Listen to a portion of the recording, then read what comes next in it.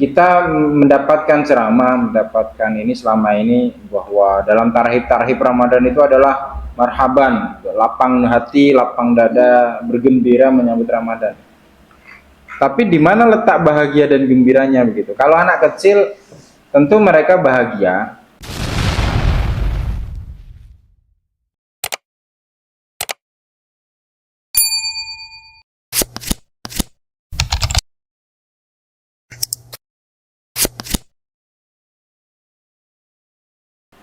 Dulu rasanya Pak ada orang berceritakan apabila umatku tahu atau mengerti, maka mengharapkan dia Ramadan lah sepanjang tahun. Oh ya. Nah, dan ini kita coba ke diri kita untuk merasa senang Ramadan datang, itu belum sampai dalam hati kita. Yeah. Jadi apa kira-kiranya yang harus kita ketahui? Maka kita merasa gembira, merasa ingin Ramadan itu terus. Apa sebenarnya? Nah, itu. Jadi apa kebesaran atau hal-hal yang luar biasa yang dimiliki Ramadan, sehingga kita mengharapkan Ramadan itu dan kita gembira menghadapi Ramadan. Nah, itu. Ya, baik. Terima kasih. PR bersama ya sebenarnya. Dan rasa-rasanya dari kita juga kalau mau jujur bisa jadi merasakan hal yang sama. Kita mendapatkan ceramah, mendapatkan ini selama ini bahwa dalam tarhib Ramadan itu adalah marhaban, lapang hati, lapang dada, bergembira menyambut Ramadan. Tapi di mana letak bahagia dan gembiranya begitu? Kalau anak kecil tentu mereka bahagia. Ini dalam pandangan kami ya. Ketika kemudian di bulan puasa dia merasakan ada momen bisa main-main di malam hari setelah sholat tarawih. Dia bisa begadang di masjid. Dia bisa tongklek keliling bangunin orang sahur. Itu yang paling sederhana yang nampak begitu. Nah kalau kita sudah di umuran kita sekarang ini, tentu yang bisa mendatangkan kebahagiaan dan kegembiraan bagi kita sehingga kita bisa menyambut dengan marhaban, dengan lapang hati adalah tadi mempercayai bahwa Ramadan itu adalah sebuah bonus yang diberikan Allah khusus kepada umat Nabi Muhammad. Karena ini berkaitan dengan sebuah pemahaman dan keyakinan, maka dan dia kan bentuk keyakinan itu kan abstrak. Sama seperti ini. Yang datang di shaf pertama sholat Jumat akan mendapatkan unta, kedua sapi, ketiga kambing, keempat ayam, kelima telur, 8 ke 10 telur puyuh misalnya kan. Tapi kan orang tidak nampak wujudnya tuh kan. Terus mending di belakang bersender deket tiang kan, santai bisa tiduran begitu. Itu sama tuh rasa-rasanya seperti itu. Dan itu pula mungkin yang ada hadis lain yang mengatakan seandainya umatku tahu bagaimana keistimewaan sholat berjamaah, maka orang tuh akan datang merangkak pun akan dia lakukan. Kalau dia nampak pahala sebesar apa, sebesar Jabal Uhud. Saya kira rasa-rasanya sama tuh seperti itu, bahwa Allah memberikan janji bahwa Allah akan mengampuni, Allah akan memberikan pahala yang banyak, bahwa pahala puasa itu adalah urusan kita langsung dengan Allah dan seterusnya. Termasuk Allah akan melipat gandakan sifat ghafur dan ghafarnya di bulan puasa, sifat afuun, maha bijaksana, maha pengampunnya, maha pemberi maaf dan seterusnya. Tapi kalau kemudian dari hati kita ternyata masih merasa bahwa apa iya begitu, atau kemudian di mana letak kira-kira saya bisa merasakan itu, ya kita berusaha seumur hidup, bahkan sampai liang lahat. Kenapa ada utlubul ilma minal mahdi ilal lahdi, tuntutlah ilmu dari liang lahat sampai liang kubur. Itu maknanya adalah orang tuh berproses memang. Bisa jadi ada yang lebih muda daripada kita, tapi hatinya tuh sudah menemukan klik di mana letak keindahan dan kehebatan bulan Ramadan. Tapi ada juga yang mungkin secara usia sudah jauh, tapi belum juga. Maka kalau kami sih yang biasa kami lakukan untuk menghadirkan rasa itu, biasanya kami merenung, kontemplasi ya kalau bahasa orang sekarang tuh. Merenung dan kemudian bertanya lagi ke dalam hati kita. Bisa jadi hati kita ini kenapa tidak diberikan rasa itu. Bisa jadi banyak debu yang kemudian menutupinya. Bisa jadi banyak karat-karat yang telah menghinggapinya. Dan bisa jadi ada noda-noda kemaksiatan dan dosa yang telah kita lakukan sebelumnya. Makanya kenapa di beberapa ceramah mengatakan bahwa bulan Rajab, bulan Sya'ban adalah tempat di mana kita mengkondisikan diri. 1. Berlatih berpuasa. 2. Banyakin ibadah sholat, berzikirnya mohon ampun. Harapannya tadi, menjelang dia masuk bulan puasa, hatinya tuh sudah mulai bisa menerima keistimewaan Ramadan. Karena tentu orang yang berlatih dengan orang yang ujuk-ujuk mau tanding nih Pak, dia pelatih boxing nih. Orang yang besok diumumkan pertandingan boxing dengan yang bulan lalu sudah dia dapatkan info jadwalnya, tentu akan berbeda terkait kesiapan dan seterusnya. Walaupun bisa saja dia, tetapi rasa untuk dia turun di dalam ring boxing tinju itu tentu berbeda rasanya. Nah, begitupun. Buat apa sih boxing tinju? Untuk mendapatkan hadiah, medali, piala untuk dipuja-puja. Dibandingkan dengan yang sudah persiapan sebulan sebelumnya, tentu sudah banyak mikir dia, oh bulan puasa nih ini ya, bulan puasa ini, dibandingkan dia dadakan besok. Sehingga memang persiapan panjang, Rajab, Sya'ban terutama. Makanya kenapa banyak kemudian ini bagus, tapi juga mungkin bisa menjadi evaluasi bahwa hadirnya kita di majelis ilmu itu bisa jadi ada yang kemudian hanya formalitas, hanya seremonial, terutama yang tablik sifatnya ya, yang besar, Isra Mi'raj, Maulid Nabi. Itu tuh orang hanya dapat kumpulnya, lalu kemudian ilmunya dikit yang bisa dibawa, apalagi diamalkan gitu.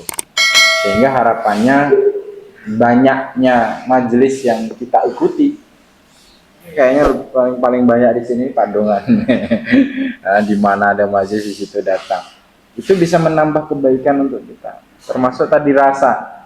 Nah, menghadirkan rasa itu yang memang pekerjaan berat, Pak. Sebab rasa itu tidak bisa kalau tidak dia alami sendiri. Rasanya enak loh. Makan di warung situ tuh, warung sarapan Pak Abdullah situ. Tapi kalau dia hanya diceritakan dan dia tidak pernah mencicipinya langsung, ya susah dia mempercayai. Walaupun dia, rasanya enak lah memang, karena aku nampak Pak Abdullah ini pandai lah masak dia gitu kan. Bisa dia mengiyakan, bisa. Oke, fine aja. Tapi tetap rasa itu baru dia nanti akan 100% approve kalau dia sudah mencicipinya secara langsung, termasuk bulan puasa. Bisa jadi kita akan menemukan klik kapan ya gitu. Entah Ramadan keberapa, pokoknya dicari aja. Bingung juga, karena saya beneran ini PR untuk kita semua, termasuk saya kadang merenung juga, apalagi kalau kondisi ekonomi kita sedang tidak baik-baik saja, karena masyarakat kita nih terbiasa kalau puasa itu bukannya dia menghemat, bukan dia mengirit, justru 2 kali lipat untuk pengeluaran bulanannya, belum lagi nanti menjelang lebaran, belum lagi ini itunya, sehingga bagi yang ekonominya pas-pasan, bahkan untuk besok saja dia masih mikir, tentu dia akan kembali mikir apa indah Ramadan itu, sedangkan pengeluaran jadi jauh berlipat.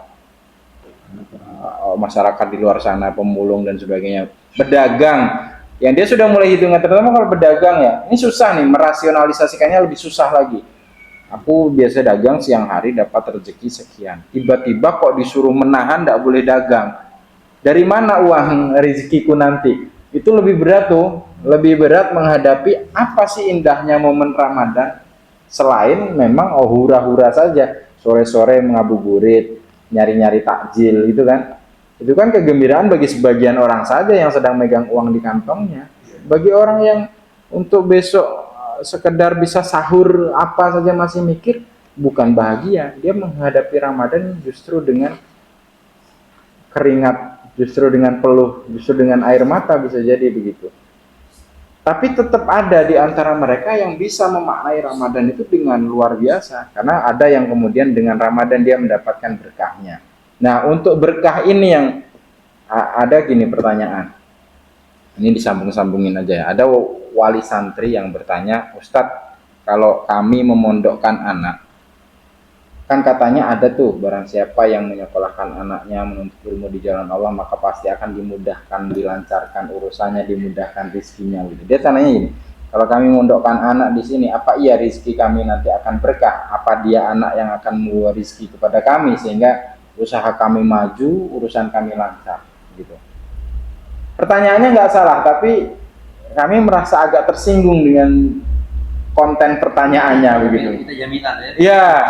Padahal urusan mondokkan anak dengan urusan rizki ini dua hal yang berbeda. Tidak bisa ini. Tidak ada sebab akibatnya, tidak ada. Sama kayak kita mengurus orang tua kita. Kan ada garansinya kalau kita memuliakan orang tua kita, mengurus orang tua kita, maka hidup kita akan terjamin, akan dimudahkan, akan dilancarkan rizki. Tapi kemudian ada yang hitung-hitungan, wah berarti kalau ini rezeki syarat nih, kayaknya perlu aku bawa emak sama bapakku untuk tinggal di sini kan gitu. Ada yang berpikir seperti itu. Ternyata setelah dia urus, enggak juga dia lancar rezekinya, ngamuk-ngamuk dia malah dibalikin lagi emak bapaknya pulang ke kampung gitu. Karena dia berspekulasi bahwa kalau begini pasti begini. Padahal rumus Allah itu tidak berlaku seperti itu. Walaupun memang ada sebab akibat begitu, tapi tidak selamanya kalau kita mondokkan anak maka Allah akan jamin rezeki kita lancar, urusan kita mudah. Bisa jadi justru Allah uji, mau ada tuh yang anak dia tuh mantan preman, pegawai bank, apapun dia dulu perbuat untuk bisa dapat uang sejahtera. Justru ketika dia mulai berada di titik balik, dia hijrah, dia pondokkan anaknya, dia mulai belajar ngaji, dia buang semua atribut keburukan yang melekat pada dia, disitulah letak dia diuji. Usahanya bangkrut, ekonominya murat marit, keluarganya berantakan. Maka kalau dia merasa bahwa itu semua disebabkan oleh baliknya hijrahnya aku, mending aku balik lagi kepada kemaksiatan yang telah aku jalani sebelum-sebelumnya. Itulah letak di mana kesabaran, di mana ujian cobaan itu kemudian diuji. Dan pasti janji Allah tuh, masalahnya pasti itu kepastian bahwa kita akan diuji tuh. Maka kalau kita punya problem, punya masalah, ya semua orang punya masalah. Kalau kata Gus Baha itu, kalau kamu ngeluh ada problem itu kamu bukan muslim yang baik ya tadi gitu. Padahal kalau muslim itu dari kecil kita diajarkan bahwa ujian itu pasti datang, liyabluwakum ayyukum ahsanu amala di surat Al-Mulk itu, untuk menunjukkan kamu nih mana yang baik, mana yang buruk dalam beramal itu. Maka kalau manusia kok ngeluh ada problem, ya dia bukan menjadi manusia yang sejati, yang benar, karena problem itu pasti. Masalah itu pasti. Kalau kata kiai saya tuh dulu namanya kacang goreng. Ada masalah kacang goreng, jadi bahasanya udah telan aja, kunyah aja. Ada masalah keripik, ada masalah itu bahasa kiai saya menyederhanakan tuh, kacang goreng. Ada masalah di makanan cemilan-cemilan itu disebutkan semua. Artinya apa? Bahwa masalah itu anggap saja kecil kayak cemilan, sehingga kita kunyah saja, kita telan, bukanlah sebuah makanan yang berat yang perlu effort untuk memakannya. Balik lagi ke rasa tadi, puasa tadi itu ya, sehingga memang sama-sama belajar, saya juga sering masih merasakan itu, terutama di titik-titik yang saya sebutkan tadi itu ya. Kalau kita sejahtera terus, kantong aman, hidup nyaman, rasanya bahagia bisalah dihadirkan. Karena kan ada ungkapan uang tidak bisa membeli kebahagiaan, tapi orang ya tidak bahagia juga kalau tidak megang uang kan gitu. Itu sama itu kalau dunia tuh, kalau dunia. Nah, untuk urusan akhirat berhubungan dengan tingkat kesejahteraan kita itu berat. PR semua orang rasanya. Sebab tabiat manusia tidak ada puasnya. Dia dikasih motor, dia membayangkan kalau punya mobil enak nih kayaknya, hujanan, panasan. Dikasih mobil, ya masih mandang juga mobil rumah sebelah kan, mobil berganti-ganti orang tuh. Mobil kami buruk, sering ke bengkel, tetap aja tuh. Kan kita membahas kemarin di hadis tentang apa itu tuh ikhlas. Itu tuh bahwa dikasih satu gunung, satu lembah emas kan, nggak cukup. Bagaimana cara mengatasinya? Puasa tadi itu, melatih kesyukuran, tahanlah agak sebentar, tahan agak sedikit. Dan mudah-mudahan dengan awalnya dipaksa itu kita menemukan nanti tuh Wasat, di tengah jalan kita menemukan rasa klik itu, rasa klik di mana Allah memberikan hidayah rasa itu kepada kita. Ini bagus pertanyaannya, itu memang PR kita semua, benar. Selama ini kita udah kayaknya senang gitu kan, marhaban ya Ramadan.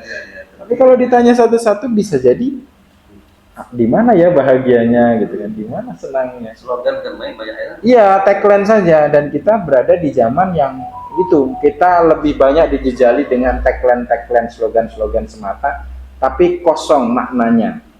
Tidak ada ruh di dalamnya, itu yang bahaya. Kita memaknai, menjiwainya tuh jadi sulit karena terlalu banyak kepalsuan, terlalu banyak iming-iming. Sastra. Ya, kita sudah, dan kita masyarakat Indonesia sudah terlalu muak dengan janji-janji palsu penguasa kan begitu. Akhirnya kebawa tuh ke dalam agama tuh kita, apa iya ada janji ampunan Allah begitu. Orang presiden aja janji begini enggak juga gitu kan. Jadi kemana-mana tuh mikirnya kalau orang Indonesia tuh disambung-sambungkan gitu. Maka mudah-mudahan kita ketemu kliknya. Itulah kenapa ibadah sholat itu kan kita disuruh untuk kemudian mengulang-ulang ihdinas siratal mustaqim sehari 17 kali. Ada yang bertanya tuh orang non muslim, berarti kamu selama ini belum lurus jalannya ya, masih tersesat ya begitu kan. Karena kita meminta dalam doa Al-Fatihah itu, tunjukilah kami jalan yang lurus. Nah, ulama ada yang menyampaikan bahwa makna dari ihdinas siratal mustaqim itu bisa jadi ada satu nanti di suatu masa klik Allah berikan siratal mustaqim itu beneran dihadirkan ke hati kita, ke depan jalanan kita. Tunjukilah jalan yang lurus, dan kita harus mengulang-ulang. Memang itu kan doa itu harus diulang-ulang. Untuk apa diulang-ulang? Itu Allah perintahkan. Kalau ternyata kita dapat, kita syukur. Kalau enggak, kita terus coba. Dan bukan berarti kalau enggak dapat lalu Allah menyalahi janjinya. Termasuk kayak melakukan sesuatu itu kan sampai di tingkatan ikhlas itu kan sulit, susah. Bagaimana cara orang itu agar ikhlas? Hajar aja terus gitu. Sedekah kok nggak ikhlas, kasih aja terus sampai nanti tibanya kita mendapatkan sebuah keajaiban. Misalnya sebab wasilah sedekah, penyakitnya disembuhkan. Itulah makna dari keikhlasan yang membuahkan keajaiban dari Allah. Jadi keikhlasan itu adalah keajaiban yang diberikan Allah kepada siapapun yang dikehendaki. Dan itu tidak bisa kita atur, nggak bisa kita minta, terserah Allah. Allah berkehendak memberikan hidayah kepada siapa yang dikehendaki, dan Allah berhak mencabut hidayah dari siapapun yang Dia kehendaki. Wa izzu man tasya wa tudhillu man tasya. Biyadikal khair begitu. Itu hak prerogatif Allah yang bisa kita lakukan usaha untuk ke arah situ, memantaskan diri ke arah situ. Kalau ternyata kita sudah sedekah kok enggak juga dapat keajaiban sedekah, ya bisa jadi bukan nasib kita di dunia, gitu aja. Bukan berarti kita bundung akhirnya. Udahlah, ngapain juga nggak dapat apa-apa. Coba meraih Tuhan. Jadi transaksional. Makanya ada beberapa ulama yang enggak membolehkan kalau kita sedekah itu dengan hitungan matematis. Sama kan ada ustadz yang sedekahlah 1 juta maka akan diganti 10 juta gitu kan. Motor akan diganti mobil, udah dikasih semuanya ndak juga balik. Nyesal dia akhirnya kan, ndak juga mau ibadah akhirnya kan dia. Nyesal aku udah jor-joran sedekah selama. Jadi tadi ndak berbanding lurus. Tapi yang bisa kita lakukan masuknya bulan Ramadan, pura-pura senang dulu ndak apa-apa. Ya, kalau santri itu slogannya gini, dipaksa terus terpaksa terus bisa terus terbiasa. Awalnya dipaksa ya sholat 5 waktu, terpaksa dia melakukan tunggu-tunggu di dalam hatinya. Tapi lama-lama dia bisa kemudian sholat dengan benar, sholat dengan baik. Dan lama-lama terbiasa, tidak perlu disuruh, akhirnya dia berjalan sendiri. Nah, kita nih manusia sama tuh, kita dipaksa oleh keadaan, dipaksa lingkungan kita, akhirnya kita bisa jadi terpaksa tuh awalnya. Orang masuk masjid itu kalau dibuka hatinya masing-masing, tidak semuanya sama, tidak semuanya niat ibadah ke Allah. Tapi kalau karena kita terbiasa setiap hari melakukan hal yang sama berulang-ulang, lama-lama menjadi tabiat dan Allah berikan hidayah di saat itu. Maka pada akhirnya kita menjadi hamba yang benar-benar diinginkan oleh Allah, diwafatkan ketika sujud. Ada kemarin video yang DKM ketika habis azan meninggal. Itu kan indah sekali. Indah sekali. Iya. Khotib bagi dua, ada yang lagi ngisi majelis. Mudah-mudahan itu kita semua mendapatkan taufik hidayah dan nantinya juga kita diberikan anak-anak yang soleh-solehah, keluarga yang sakinah, mawaddah dan rahmah. Dan pada akhirnya adalah diwafatkan dalam keadaan husnul khatimah.